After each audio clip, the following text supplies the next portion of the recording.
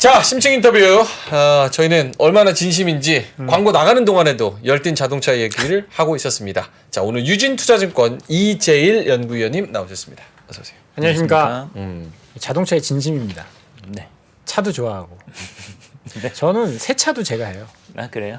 세차 당연히 본인이 하는 거 아니에요? 아 그래? 자동차 돌리는 사람 많은데 나는 손세차 내가 그 비싼 차 타니까 그렇죠. 배터리도 내가 갈아. 심지어 배터리도 내가 갈아. 배터리 아저씨네. 알겠습니다. 아 진심입니다. 자, 일단은 오늘 해주실 말씀의 핵심은 뭡니까? 오늘 얘기 핵심이요. 네. 제가 뭐 여러 가지 주관식으로. 얘기를 해달라고 이렇게 현대차 좀 사라. 요청을 받아가지고 여러 가지 얘기 테슬라 안 듣고 사라. 싶어요. 그냥 핵심만. 핵심. 오늘 뭐 핵심, 자동차 좋다. 뭐 4분기 때 좋다. 아. 뭐 이렇게 정리를 할 수 있겠네요. 지금 3분기잖아요. 아, 진짜 4분기. 4분기에 좋다. 네, 지금 4분기죠. 10월 달인데. 영혼을 담아서? 실적이. 네, 영혼을 담아서 진짜로. 네, 맞아요? 네. 오케이. 주가 측면입니까? 아니면 주가 펀드? 측면에서. 4분기에 좋아진다. 네. 좋아집니다. 근데 지금 사실 기아 같은 경우에는 주가가 지수 대비해서는 아주 나쁜 편은 아니잖아요. 뭐 그렇죠. 예, 못 올랐어서 그렇지. 그 전에 못 올랐어서 그렇지. 9월부터 시장 박살날 때 오히려 올랐죠. 기아가. 그렇진 네, 않나요? 아웃퍼폼한 것 같기는 네, 하네요. 네. 뭐 이게 뭐 워낙 좀 뭐 그렇게 엄청 아웃퍼폼을 한 건 아니어가지고 그냥 미미하게. 그냥 미미하게. 예. 네. 안 빠진 게 어디예요 지금? 네, 그렇죠. 시장이 워낙 어려웠었기 때문에. 신저가가 막 500, 600 종목씩 올라왔는데. 그것도 맞는 말씀이죠. 그러니까 자동차는 약간 가지도 않고 서지도 않고 그 자리에 그대로. 뭐 오케이. 안 좋았었죠. 뭐 2분기 실적 나오고 나서 주가는 좀 부진했었다는 게 맞을 것 같고요. 완성차 기준으로 봤을 때는.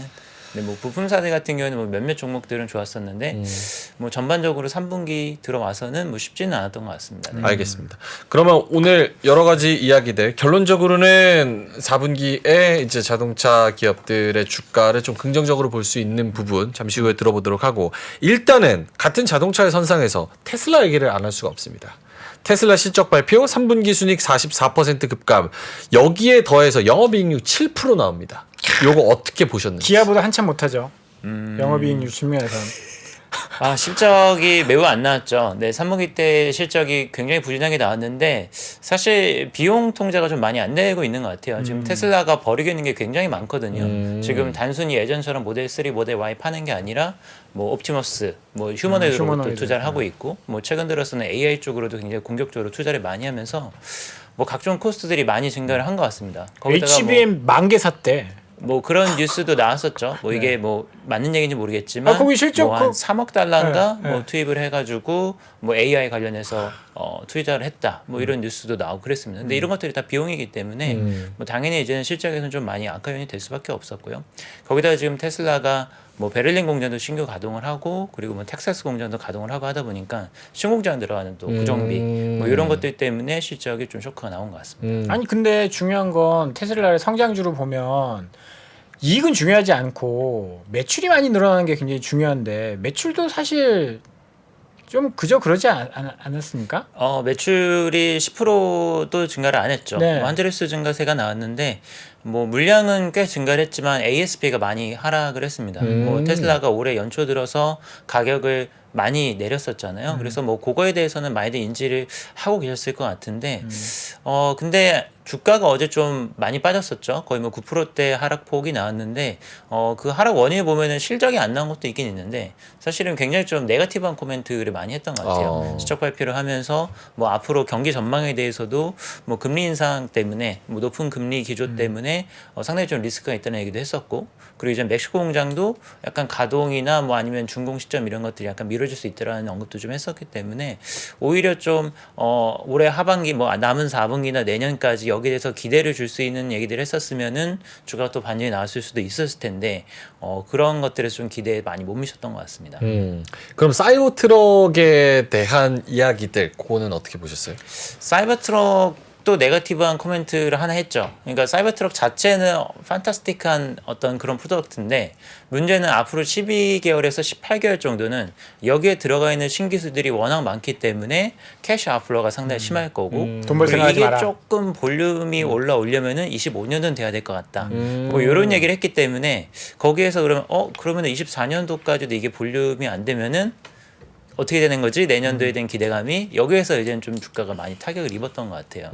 그럼 왜 사이버 트럭이 이렇게 볼륨이 안 나온다고 보시는 그 거예요? 얘기한 것처럼 워낙 들어가 있는 신기술들이 많기 때문에 시행착오도 상당히 많고요. 예를 들어서 4680 배터리 같은 경우도 램프업이 굉장히 좀 천천히 올라오고 있잖아요. 그래서 뭐 이런 시행착오 관련된 것들 그리고 뭐 각종 이제는 신기술을 도입하려고 하면은 뭐 장비도 들이고 뭐 관련해서 뭐 이제 여러 가지로 익숙해지는데 또 러닝 커브가 또 있기 때문에 시간이 걸리잖아요. 그래서 그런 것들을 다 종합적으로 감안했을 때 25년도는 돼야 된다 이렇게 얘기를 하지 않았나 생각이 됩니다. 그래서 결론적으로 테슬라가 한 10% 정도 빠졌습니다. 빠졌습니다. 10% 15% 정도 뭐 그 실적 이틀 동안 발표하고 나서 이틀 동안. 기회라고 보세요? 결국에는 지금 11월 30일 날 첫 모델을 인도를 하겠다라고 했기 사이버 때문에 트럭. 네.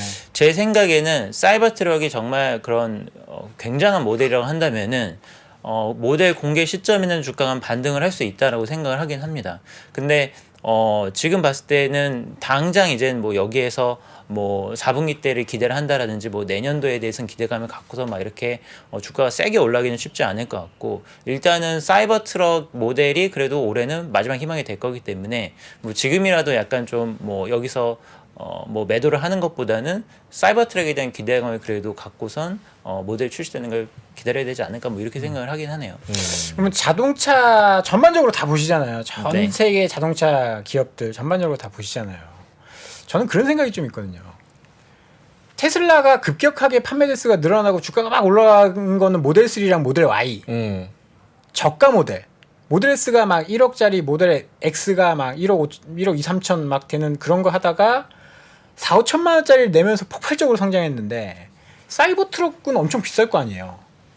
뭐 가격대가 모델 뭐 모르겠어요. 네. 가격대 아직 공개는 안 됐지만 그렇게까지 비싼 모델은 아닙니다. 아 그래요? 네, 생각보다는 모델 S급은 아니고 모델 모델 S급은 Y나 아니지만 모델 Y나 뭐 그런 거에 비해서 크게 비싸진 않아요. 아, 결국 아니 그러니까 뭐 자체적인 모델보다는 경쟁 차종이 있을 거 아니에요. F150이나 네. F150도 뭐 8천만 원. 경쟁 차종보다는 오히려 가격은 낮은 것 같습니다. 그래요? 네, 그러면 왜냐면은 가능성이 그 있네. F150 라이팅이나 이런 게 워낙 또 비싸게 나와가지고 네.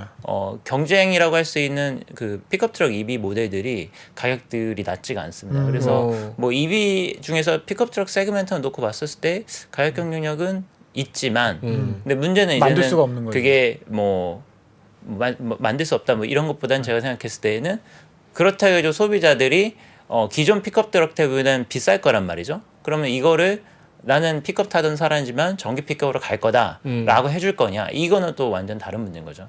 그러니까 EV로 넘어가는 수요를 이끌어낼 수 있느냐는 뭐 또 다른 얘기다, 이렇게 봐야 될 것 같습니다. 궁금한 게 그 자동차에 대한 좀 기술력 이런 것도 좀 알고 계세요? 궁금한 게 하나 있어서.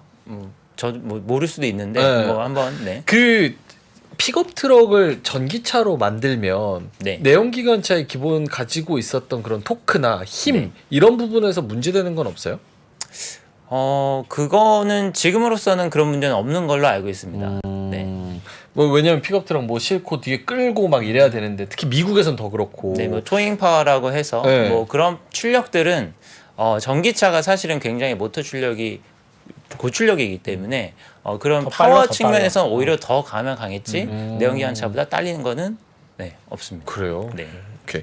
그래서 결국은 저는 사실은 테슬라 요거 실적 딱 발표하고 나오는 거 보면서 무슨 생각이 들었냐면 이 얘기 하니까 다른 분들 좀 어이없어 하시던데 다른 그런 내연기관차 만드는 기존의 전통적인 자동차 기업들은 다 죽었구나.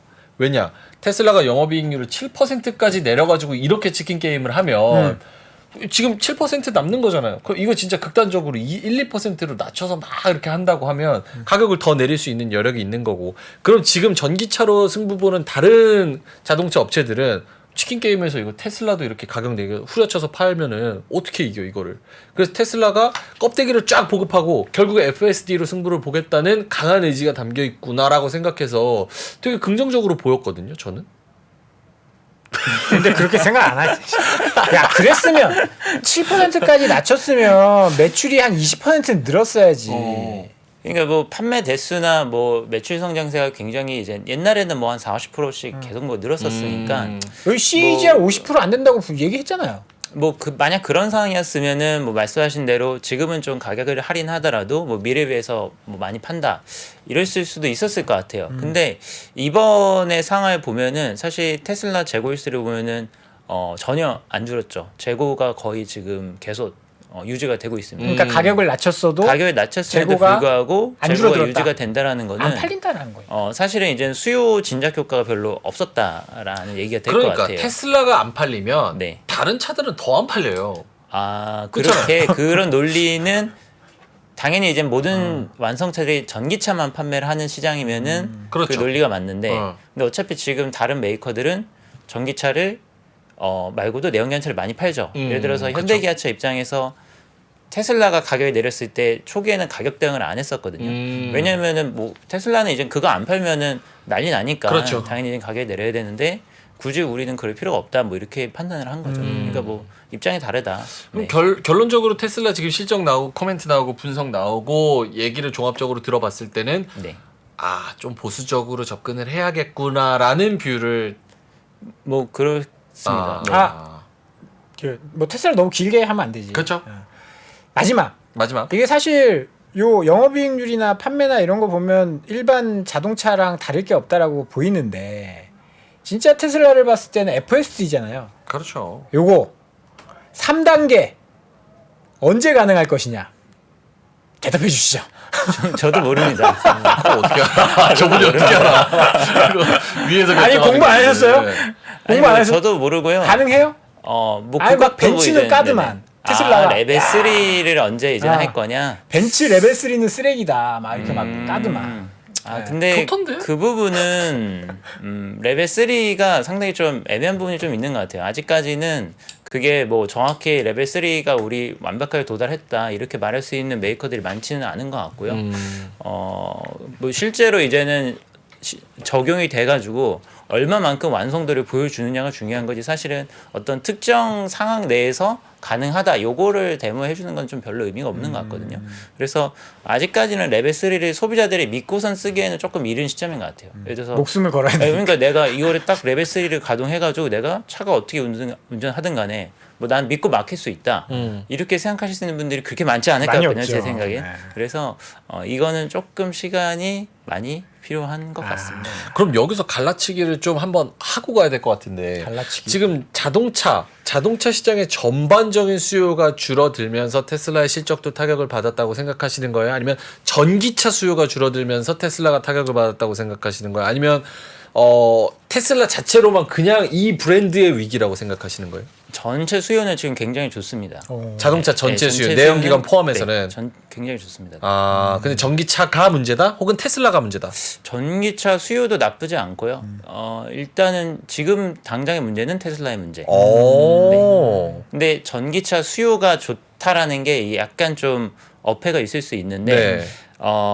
왜냐하면은 이게 성장률이 굉장히 많이 나오기는 해요. 네. 지금 뭐 40% 50% 이렇게 나오고 있기는 한데 이게 올해 기대했던 수준만큼은 올라오고 있는 거는 일단은 좀 아닌 상황으로 일단 기대보다는 보입니다. 좀 못하다. 기대보다는 좀 못한 상황인 거고 그리고 기저효과라는 게 있잖아요. 올해 상반기까지는 사실은 작년 상반기 기저효과가 있는데 올해 하반기부터는 좀 기저가 많이 높거든요. 작년 하반기부터 본격적으로 정책이 많이 팔렸으니까. 팔렸기 때문에 그래서 4분기 때는 조금 위기감이 좀 있습니다. 전기차에 대해서 작년 4분기 대비 성장률이 얼마 안 나올 것 같아서 지금. 오케이. 뭐 우리나라는 어때요? 지금 최근에 우리나라 내수 쪽 전기차 판매 데이터 좀 안 좋은 걸로 제가 봤거든요. 네, 안 좋습니다. 네. 네. 그리고 미국 쪽은 IRA 안 되니까 판매가 좀 잘 안 될 거고 유럽도 폭스바겐이나 뭐 이런 쪽 재고가 엄청 많다라는 그런 이야기들이 좀 들리던데 네. 테슬라만 그런 게 아니고 전반적으로 다 그런 거 아니에요? 전반적으로 다 그렇죠. 근데 그러니까 이게 어떤 차이냐면은 성장률은 잘 나오는데 네. 모든 오토메이커들이 굉장히 공격적인 판매 목표를 다 같이 설정을 해버리니까 공급 과잉이 되는 거죠. 그러니까 이게 뭐 예를 들어서 나도 뭐 글로벌 탑3 할 거야. 나도 할 거야. 다 1, 2, 3등 한다는 거죠. 공동 3등. 근데 어떻게 다 같이 3등을 하겠어요? 누군가는 이제는 거기서 남는 재고를 떠안을 수밖에 없는 거고 지금 거기에서 이제 과잉 경쟁으로 다들 약간 고생을 하고 있는 상황입니다. 그래서 저는 테슬라가 스마트하다고 보는 거예요. 그러니까 공급 과잉인 건 이미 벌써 일론 머스크가 알아. 왜냐면 여기에 기술력이 필요해. 뭐가 필요해. 그냥 이거 기가프레스로 찍어가지고 모터 달고 배터리 하는 놈은 다 굴러가는 건데 이미 벌써 찍어내서 할 수 있는 시장은 끝났다. 결국 뭐냐. 소프트웨어로서 차별화 절대 경쟁력을 만들 수밖에 없는 거다. 그러면 차 일단 뭐 10,000불에 팔든지 20,000불에 팔든지 쫙 깔아. 그런 다음에 주행 데이터 확보 빨리 하고 FSD 더 완벽하게 만들면 다른 기업들은 다 죽지. 이런 식으로 뭐 그런 테슬라 계획인 주저 것 아닙니다. 같기는 합니다. 네. 네, 그런 계획인 것 같기는 한데 뭐 지켜봐야 되겠죠. 네. 아직은 그게 꿈일 뿐이지 그런 거를 그리기가 그렇게 쉽지는 않은 상황이다. 진행이 되고 있는 단계다라고 봐야 되는데 근데 문제는 뭐냐면은 그게 네. 그림상으로 맞는데 예를 들어서 테슬라의 어떤 뭐 사이버 트럭이 출시가 됐는데 그래서 사이버 트럭이 망했다. 그러면은 이게 뭐 하드웨어는 중요하지 않아라고 해도 막상 소비자들이 파는 건 일단 그 차를 보고서 이 차가 매력적인지 아닌지를 보고선 차를 구매를 할 건데 남자는 가슴이 뛰어야 그러면은 그걸 이 차가 사거든. 안 팔려버리면 사실은 아무리 내가 소프트웨어를 좋은 걸 가지고 있어도 근데 사이버 트럭은 사실 주가 측면에서는 모멘텀이지 중요하잖아요. 짜장면으로 치면 그 면 위에 올라간 완두콩 같은 거예요. 사이버 트럭은. 왜냐면 30-40만 대밖에 못 찍어내. 어차피 대기는 지금 100만이야. 그러면 사실 다 인도도 못 해요. 어차피. 에이, 시장을 봐야지. 미국은 픽업 트럭 시장이 엄청 그러니까 큰데. 대기가 100만이라니까. 근데 찍어낼 수 있는 게 30-40만밖에 안 되죠. 뭐 그런 것 같네요. 네. 그러면 어차피 다 찍어내봤자 뭐 팔지도 못해. 사이버 트럭은 그냥 미래 기대감이지. 이 사이버 트럭으로 승부 볼 겁니까? 그건 아니잖아요. 죄송합니다. 자 넘어가시죠. 네가 애널리스트 해라. 그러면 아니 죄송합니다. 네가 일론 머스크 해. 죄송합니다. 무례했다면 진심으로 아니다. 사과드리겠습니다. 자 이제 현대차 얘기를 좀 해야 돼요. 10분밖에 안 남았는데 현대차가 중요합니다. 현대차, 기아가 너무 중요해요. 네. 3분기 실적 잘 나오겠죠? 다음 잘 주죠. 나올 걸 다음 주인데 네. 실적은 일단은 기본적으로 잘 나올 거라 예상을 하는데 변수는 하나 있긴 있습니다. 뭐가 있죠? 최근에 이제 리콜 관련된 이슈가 좀 있어가지고 그게 이제 실적에 어느 정도 영향을 주느냐가 좀 변수가 될 것 같아요. 뭐 돈 좀 벌만하면 리콜의 엔진 문제 그게 막 5천억씩 충당금 쌓았던 게 한 2, 3년 전인가요? 언제였죠? 뭐 거의 뭐 세타 조단위로 엔진. 네, 네. 충당금을 쌓았었죠. 네, 뭐. 근데 이번에는 그 정도 사건은 아니고요. 이번에 이제 브레이크 관련된 부분인데 네. 그게 한 300만 대 정도 이제는 영향을 받는다고 합니다. 근데 엔진하고는 조금 다른 게 엔진은 거기다 그때 세타 엔진 같은 경우에는 굉장히 문제가 좀 많이 확대가 되면서 거의 뭐 평생 무상 보증 평생, 뭐 이렇게 네. 굉장히 극단적으로 정책을 썼기 때문에 금액이 굉장히 크게 나왔는데 요거는 그 정도까지는 아닌 것 정도까지는 같아요. 아니다. 통상적으로 리콜을 하면은 하자가 있는 것만 뭐 이런 수리를 해주기 때문에 그렇게 큰 비용이 발생하지는 않을 걸로 지금으로서는 예상이 됩니다. 그래서 전체적으로 3분기 뭐 파업도 뭐 임대료도 잘 마무리되면서 파업도 없었고요. 뭐 판매 데이터 여전히 괜찮기 때문에 실적 자체는 양호할 걸로 이제는 좀 평가를 할 것 같습니다. 근데 실적은 이렇게 좋은데 네. 주가는 왜? 그렇죠. 왜 주가가 그렇다고 실적에 보십니까? 비해서 많이 네. 못 갔죠. 많이 네. 못 갔는데 결국에는 약간 테슬라랑 비슷한 상황에 처하지 않을까 이런 생각들을 많이 한 것 같아요. 그러니까 이게 무슨 얘기냐면은 테슬라가 지난 한 22년도, 21년도 동안에 수익률이 굉장히 점프를 했다는 거죠. 왜냐하면은 차량 공급이 안 되는 상황에서 가격을 천정부지로 올리면서 이제는 수익성이 급격하게 올랐습니다. 그래서 지금 내연기관차 시장도 비슷하거든요. 공급이 안 되는 상황에서 가격을 많이 올렸는데 차가 많이 올랐죠. 그렇죠. 근데 이 상황에서 다시 공급이 정상화되면은 마진율이 과거로 회귀하지 않겠냐 이런 우려들을 하시는 것 같아요. 근데 차는 계속 잘 팔리잖아요. 그렇죠. 근데 지금 보면은 미국 경기도 계속해서 좋고 뭐 경기 꺾일 거라고 했지만 안 꺾이고 그쵸. 그리고 신차 수요도 계속해서 좋고 그렇기 때문에 제가 봤을 때는 지금 뭐 피크아웃을 논하기에는 일러도 한참 이른 상황이라서 근데 왜 자꾸 그 얘기가 나오는 작년부터 나왔어요. 네, 그렇죠. 작년부터 나왔어요. 네. 이게 뭐 똑같은 거예요. 경기 금리 올리면 경기 침체가 온다. 이거랑 이제 똑같은 일맥상통하는 그런 우려라고 일단 보시면 될 것 같아요. 네. 근데 이게 좀 우려가 제가 보기에는 해소되려면은 결국엔 재고 사이클이 좀 변화가 있어야 될 것 같거든요. 지금 약간 재고가 올라가는 어떤 구조이기 때문에 재고 사이클의 반전이 와야 되는데 제 생각에는 한 4분기 때부터는 재고 사이클이 좀 변화가 있을 거다라고 생각이 됩니다. 제가 이제 그 위원님 보고서를 다 보고 왔거든요. 재고 사이클이라고 해도 미국 평균보다 현대는 한두 단계 정도 낮고 기아는 뭐 그렇죠. 끝에서 세 번째 도요타 혼다, 기아 이제 같은데. 가장 재고가 낮죠. 네. 근데 그게 재고가 많다고 주가가 못 올라갈 요인이라고요? 지금 시장 전체적으로 봤을 때에는 그러니까 현대기아차도 뭐 마찬가지긴 해요. 지난 한 2021년도 이후로 2년 동안 재고가 올라왔습니다. 왜냐하면 뭐 근데 워낙 없는 상황이 그렇죠. 워낙 없는 상황에서 계속 올라왔죠. 그리고 인센티브도 같이 올랐거든요. 네. 그러니까 재고랑 인센티브가 둘 다 오르는 상황에서는 주가가 시간이 지나면은 결국에는 언젠가는 이게 수익성 악화 요인이 될 수밖에 없지 않느냐라고 이제는 생각을 하는 거죠. 근데 그건 억울하지 않아요? 왜냐면은 좋은 환경일 때는 주가는 안 움직이다가 이제 그렇죠. 서서히 환경이 바뀌니까 그거를 이제 악재로 주가의 디스카운트로 삼는다? 이건 좀 억울하잖아요. 그래서 제가 봤을 때는 요게 논리가 깨지려면은 결국에는 재고 사이클이 반전이 있어야 되고 재고가 의미 있게 내려오는 모습이 나타나야지 주가 디스카운트가 해소가 될 거다 이렇게 생각을 합니다. 그래서 재고가 중요하다는 건데 근데 4분기 때 재고가 내려올 수 있는 좀 기회가 있다라고 생각을 해요. 왜냐하면은 지금 하반기에 들어와서 재고가 굉장히 빨리 생각보다는 지금 재고가 안 쌓이고 있어요. 왜냐하면은 왜죠? 지금 보면은 제로 코로나 정책도 다 끝났고 그리고 차량 반도체 수급 차질 이슈도 다 끝났는데 재고가 안 늘어나고 있고 그리고 UAW에서 지금 미국에서는 파업을 하고 있죠. 네. 그리고 이 파업을 하게 되면은 사실은 제일 안 팔리는 차들 그러니까 그런 차들 중심으로 해서 재고가 많이 조정이 일어나기 때문에 전체적으로 재고 퀄리티 자체가 좋아질 수밖에 없어요. 그래서 요게 이제 4분기 때 확인이 되면은 재고랑 인센티브 사이클이 반전이 일어나니까 그때는 이제 주가가 오를 수 있다 이렇게 생각을 하는 거죠. 미국 파업 얘기가 나와서 그런데 지금 미국 파업 아직 하고 있는 거죠? 네, 그러면 그쪽은 차를 못 만들 거 아니에요? 그렇죠. 그러면 살 수 있는 거는 현대차, 일본차. 일본도 엊그저께 도요타가 토요타가 공장 공장 잠깐 멈췄잖아요. 네, 있었죠. 네, 그러면 우리나라 차가 굉장히 잘 팔릴 환경이 됐는데 네.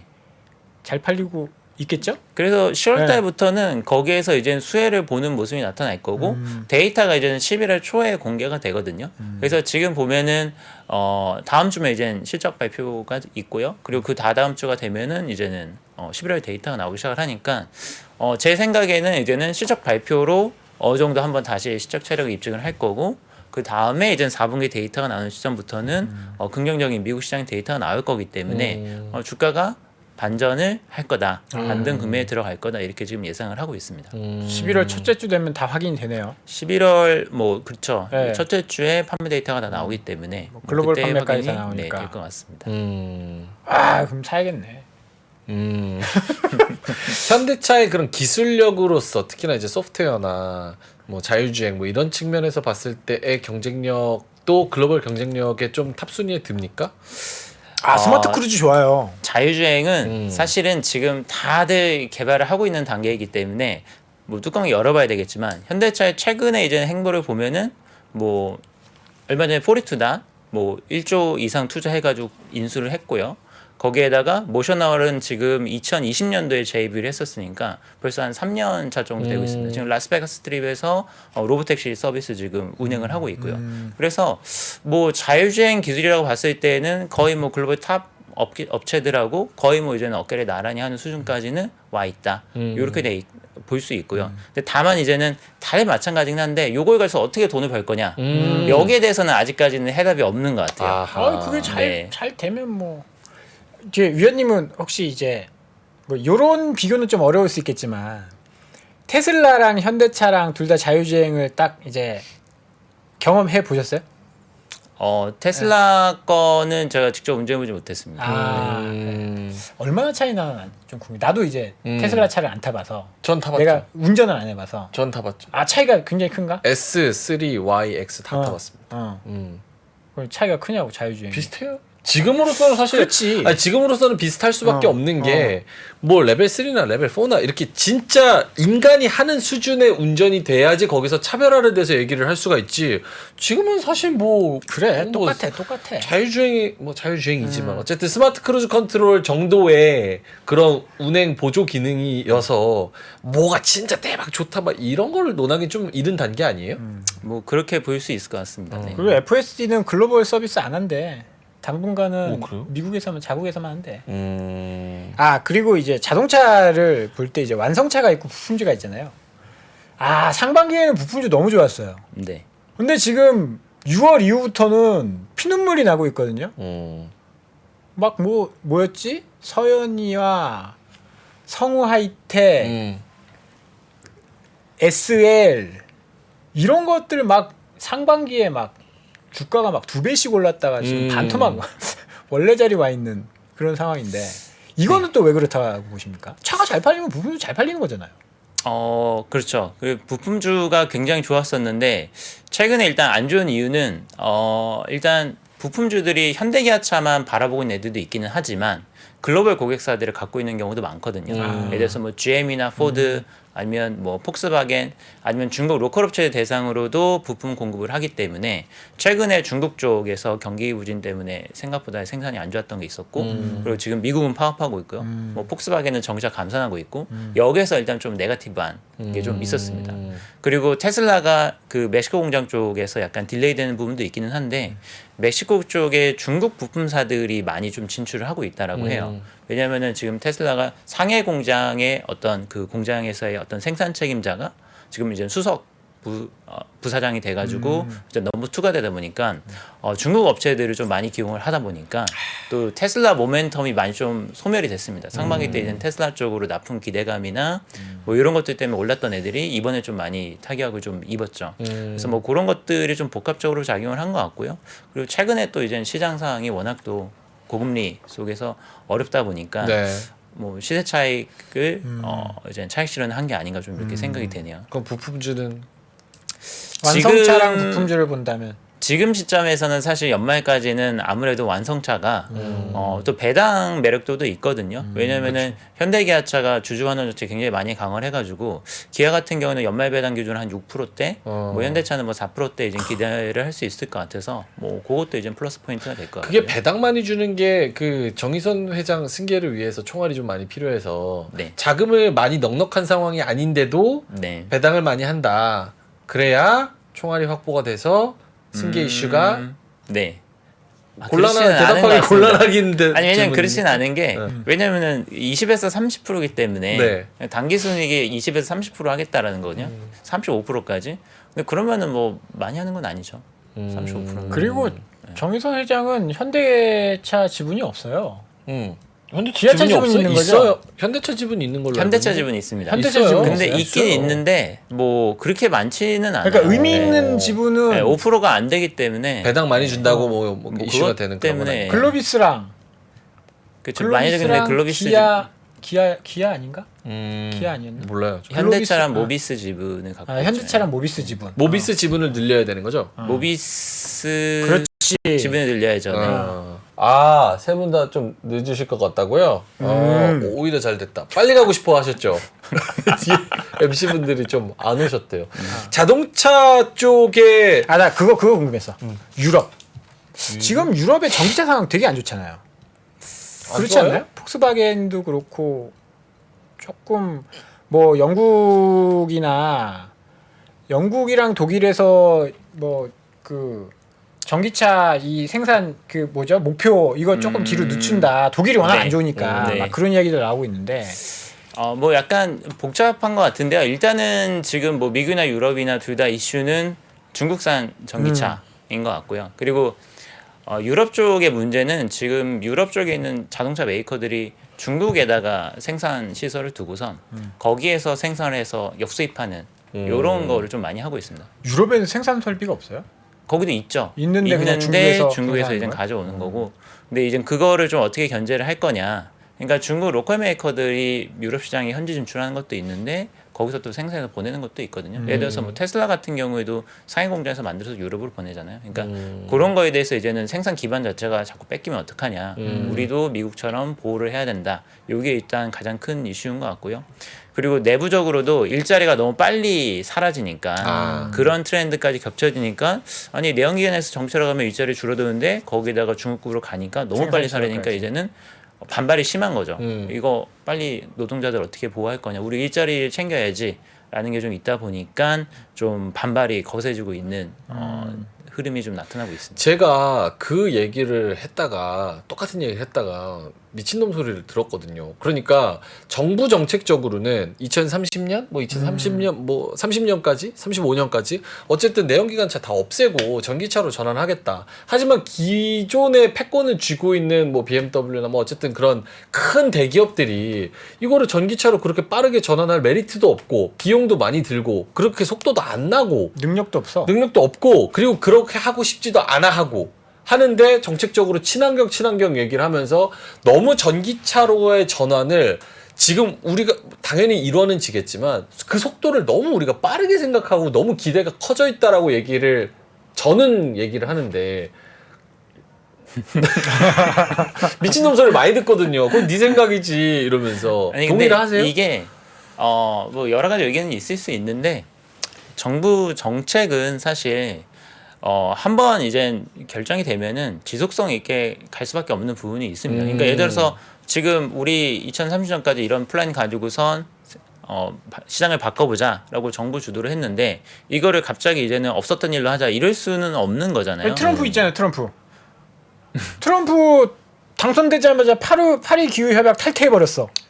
아니 트럼프도 사실은 전기차 키우고 싶어요. 그러니까 왜? 머스크 키워줬지. 근데 너무 그 속도가 빨랐다는 거지. 바이든이 되면서 트럼프 그러면은 머스크 죽였어야지. 테슬라 죽였어야지. 사실 그래서 트럼프가 띄워줬는데. 이게 뭐 전기차가 사실은 정치에 굉장히 영향을 많이 받는 건 사실입니다. 그쵸. 왜냐면 보조금 이슈도 있고 뭐 환경 규제 이슈도 있기 때문에 영향을 많이 받긴 한데 지금 어느 정도 뒤집을 수는 세팅된 없을 방향에서 아주 뭐 모든 걸 다 뒤집어 엎겠다 이런 거는 너무 좀 리스크가 크고 그쵸. 사실은 현실적으로 불가능하다 보고 근데 완급 조절은 정말 가능할 것 같긴 해요. 뭐 이걸 스케줄을 조금 더 뒤로 미룬다라든지 아니면은 조금 더 이제는 뭐 페널티를 좀 낮게 해가지고 좀 스무스하게 간다든지 이런 거는 상당히 가능할 것 같고 그리고 너무 이제는 급격하게 될 거다라고 기대를 했었던 뭐 시대한 기대감이 형성이 됐었으면은 주가는 확실히 타격을 입을 수 있겠죠. 네. 그래서 뭐 그거는 저도 어느 정도 지금 더더군다나 지금 상황에서는 상당히 일리가 있는 말씀인 것 같습니다.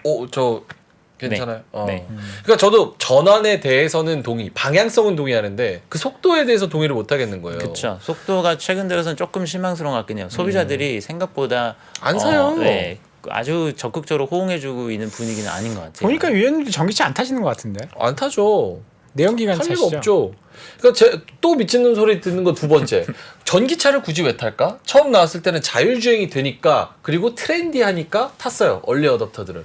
근데 타보니까 서스펜션도 내연기관만큼 무거우니까 승차감도 안 좋고 스무스하긴 하지만 옆 사람이나 뒷 사람은 토할 것 같습니다. 회생제동 때문에. 그런 것도 있고 전기차 처음에 전기 충전하는 거 싸서.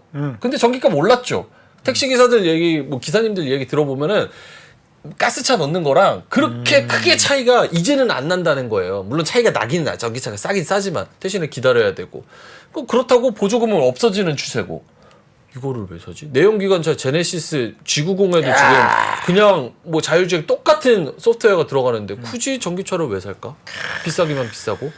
이런 얘기 하니까 그래. 미친놈. 소리 듣는 거예요. 어때요? 아니 뭐 일리는 많은 것 같습니다. 네. 그냥 가고 싶어서. 말 듣기 싫대잖아 미친놈이랑. 보내드려 이제. 그만 이제 보내드려. 가도 되죠? 나도 고생하셨어. 괴로워. 피디님 끝내줘요. 진짜 가요? 진짜 가요? 오늘 그래도 즐거우셨죠? 네. 3%가 원래 이렇진 않은데 제가 좀 약간 돌연변입니다. 자, 심층 인터뷰 오늘 자동차 업계 충분한 이야기를 해주신 유진투자증권 이재일 연구위원님과는 여기서 인사드리도록 하겠습니다. 고맙습니다. 감사합니다. 우리도 갑시다. 전기차 안 타봤네 민준이. 자동차 유튜버였다고. 내가 테슬라 다 타봤지, 아이오닉 타봤지, 안 타본 게 없는데. 자, 어쨌든 요건 각자의 또 판단에 맡기기로 하고 저희는 이만 여기서 물러가도록 하겠습니다. 저희 자동차 타고 집에 가보도록 하겠습니다. 자동차 고급차 타고 내연기관차 타고 가보겠습니다. 자, 그러면 여러분 주말 잘 보내시고요. 주말 동안에 해외에서 어떤 뉴스 나오는지 잘 살펴보시고요. 저희는 월요일 6시 반에 퇴근길 라이브에서 뵙도록 하겠습니다. 고맙습니다. 감사합니다. 장 시작 전부터 종료까지 쏟아지는 수많은 뉴스와 정보들. 이 중에서 어떤 것이 투자에 정말 도움이 되는 정보일까요? 3프로의 증시 셔터맨 박근영 마스터가 직접 정보를 선별하고 투자의 힌트를 드립니다. 시간도 아끼고 투자 아이디어도 얻는 시간, 박근영 부장의 마켓 힌트와 함께 하세요. 자세한 사항은 3프로TV 앱과 홈페이지를 확인하세요.